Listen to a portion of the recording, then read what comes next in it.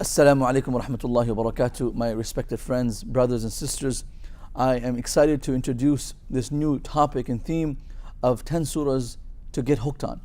These are some specific surahs that I've looked into for the past years in studying the Quran, and I felt myself inclined to these surahs in times of difficulties, in times where I felt a little weak in faith, or in times where I had a long day in front of me and I was worried about the uncertainty of events that will take place in the next following hours. So there are verses, there are chapters in the Quran that Allah subhanahu wa ta'ala and the Prophet sallallahu alaihi wasallam direct us to, so they can answer our problems and our questions and make our life in this world easy, and eventually in the next life entrance into paradise.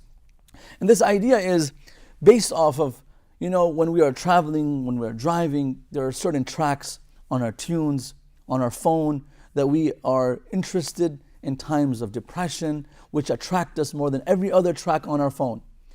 And I want this surah to be that track. I want you to know that this surah has more comfort and solace than any track on your phone.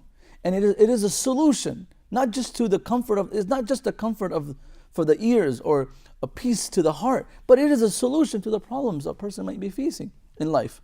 So that's the idea, whenever we go through problems in life and we have questions in life, we're feeling weak in faith and we're skeptic about certain issues about Islam, there are certain aspects of the Quran that really motivate us. And this is based off of the Prophet sallallahu alaihi wasallam.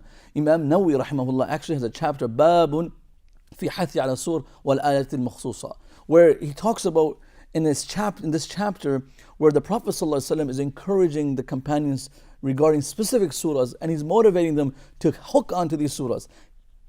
Grab onto these surahs, because these surahs have meaning and they're answers to our problems. And one beautiful hadith of the Prophet ﷺ is Abi Sa'id. When he was with the Prophet ﷺ, the Prophet ﷺ said to him, أَلَا أُخْبِرُكَ بِأَعْظَمِ سُورَةٍ فِي الْقُرْآنِ قَبْلَ أَن تَخْرُجَ مِنَ الْمَسْجِدِ. Should I not teach you the greatest surah in the Quran before you leave this masjid? And this companion is marveled. The Prophet of Allah is going to teach me the greatest surah in the Quran. And the Prophet ﷺ grabbed his hand, walked him out.